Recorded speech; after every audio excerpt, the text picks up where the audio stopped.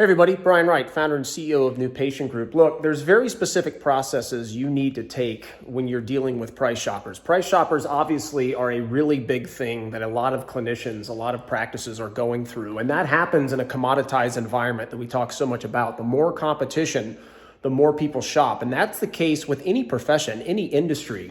Healthcare is now going through what a lot of entrepreneurs and a lot of businesses have gone through for years, decades in other industries. Recently, we brought aboard a new team member and we got into a really interesting discussion on how you close price shoppers, how you turn price shoppers into value-based buyers that will pay a premium price for your service. Welcome in, by the way, to our video production room and podcast studio. If you've never listened to the New Patient Group podcast, I ask you go check that out. A lot of really good tips and goodies on there. Really believe that you'll enjoy it a lot. But this price shopper world you're living in, the mistake people make and the mentality is, they're price shoppers, they're bad patients, or it's their fault they didn't buy. When in reality, there are very specific methods that famous companies, a lot of famous well-known entrepreneurs take in their businesses that you can apply to getting people to buy from you that are price shopping. I look at price shoppers as a very unique opportunity for our New Patient Group clientele.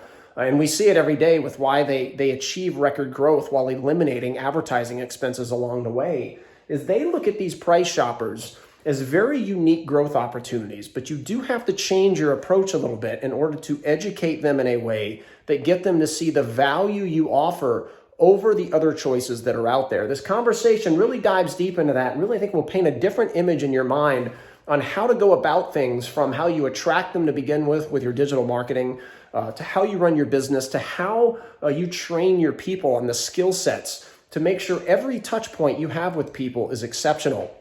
And when that happens, it's amazing what happens to the growth of companies, in this case, growth of companies inside practices. So take a look at this video, this discussion. I think you'll enjoy it a lot. Looking forward to helping your practice grow, and we'll talk to you soon. Bye-bye. A big complaint in the profession right now is they're getting these price shoppers. It's like people are calling, all they care about is a cheap price because they see an Invisalign commercial on TV or a Smile Direct commercial, or they come visit the practice and they're just a pain in the butt price shopper. To me, that's a unique opportunity because if you learn how to close those people through experiences, you grow because the other practices that they're shopping around are not going to understand how to close those people. But they don't necessarily look at it that way. They don't look in the mirror and say, you know what, we didn't close those people because of us. They look at it as we didn't close those people because they're a bad patient. Yeah. That's how they look at it. So that's why, again, our clients they got some screws loose. And I mean that in a good way, because they understand that they have to look in the mirror. It's not a shopper. A shopper's not bad. You got to learn how to close that person while still charging premium dollar to do it. How do you close price shoppers? So there's not a one word. It's not like this is what you do to close them. Yeah. It's the journey. That's what closes them. And if you miss part of the journey, then you're not closing them. So it starts, how you close price shoppers is it begins when they're shopping, and when they're shopping online. It begins with your reviews. It begins with how your website looks. It begins with how the verbiage is written on your website. And then when they check out your YouTube station, how do you have video content on there that starts the education process of, wait a minute, it's not just about the price. There's a whole nother world of things that I need to be looking at here. The consumer doesn't know that because there's no education about why the doctor you choose matters. Yeah. Like the behind the scenes things that makes a great clinician great as opposed to one that may be average or below average. Consumers don't think that way. Doctors think that way. So that's where it begins. And then they call. So it's the verbiage the receptionist uses, the edification around why the doctor you choose matters, why it's important to find the right clinician, why the team you choose matters. And so what makes her doctor or their doctor and their team unique to the profession? The non-clinical experiences, how we're going to greet you the moment you walk through the door. You don't have to fill out a boring clipboard that nobody likes. Like, we're all digital here, so you just do it right on your phone. Like and it goes well beyond that, but it's the verbiage the receptionist uses, which none of them do. Like receptionists in healthcare, they're data gatherers. I'd like to schedule an appointment. Okay, your name, or have you been here before? Like they all do it the exact same way, and there's no experience. It's not wrong. It's just there's no experience behind it. And most of the doctors and most business owners in any profession, they aren't thinking about these things. Then they walk through your door. It's how Nancy up front greets them in a very specific way to make sure they never have to wait in the waiting room, to make sure that the verbiage she uses is special, it's unique, which takes role playing and training.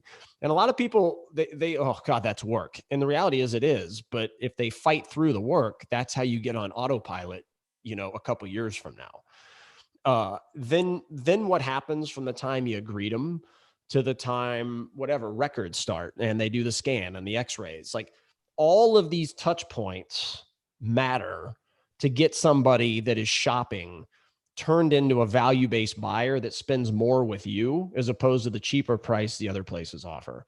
When you're the same, or you're not unique, you're not innovative, you're not memorable, you're not unforgettable, it doesn't give people who don't understand the clinical side, it doesn't give them any reason to spend more with you. Mm-hmm. And it's hard to convince the average business owner that their investment needs to be all into the experience. Mm-hmm. It's very hard. But the ones who do it, those are the famous ones. Every famous company, Walt Disney, Starbucks, Ritz-Carlton, they all do it the exact same way, is they focus on every touch point and making sure that the experience is unique to any other place they could choose, that would be considered competition. Mm-hmm.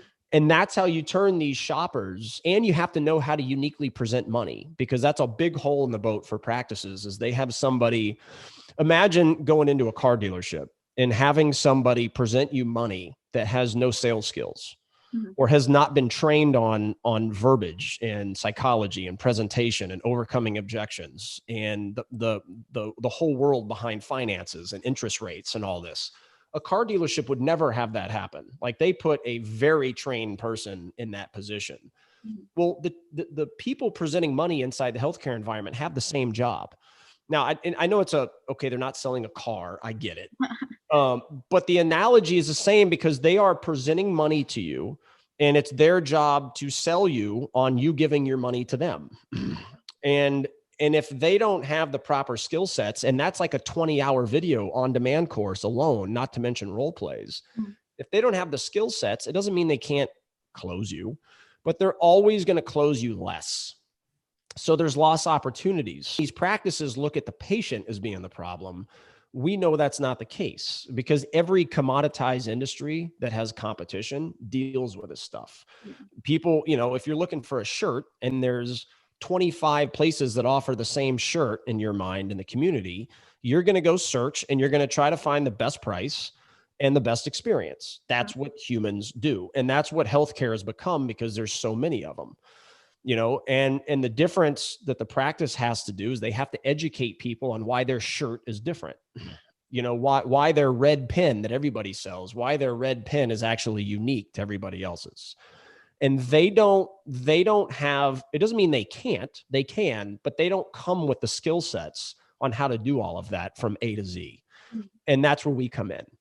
So that's how you take a shopper and turn them into a value-based buyer. But it's a significant process, A to Z. And that is one of the purposes that we are here for, is to get them more starts doing all those things. Long story short, which again, it lessens the headaches.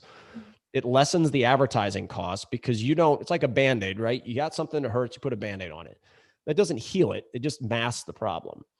That's what a lot of these people do with pay-per-click ads and radio and billboards and all this stuff they don't need. They do it because if they shut those things off, their business would tank, which is a clear indicator that something internally is not right and something organically, digitally is not right. Because if you do those two things at the highest levels, you don't need anything else. And it allows you to autopilot yourself and your growth as well, no matter how competitive it is. It's just insanely hard to convince business owners to have that mentality. So we as a company, and this is something that I'm very proud of, because consultants in this business don't do it this way. I think I told you this yesterday. It's like, this is the way I learned it inside the practice, so this is how it's got to be. They don't have the real world business consumer marketing expertise we do that involves every business on the planet. Consultants in this profession don't come with that. We do, but we also know the practice environment inside and out, and put our coaching and our expertise and our digital marketing into it to make it just grow at a much higher level while being a lot less chaotic and less expensive to do it for them over time.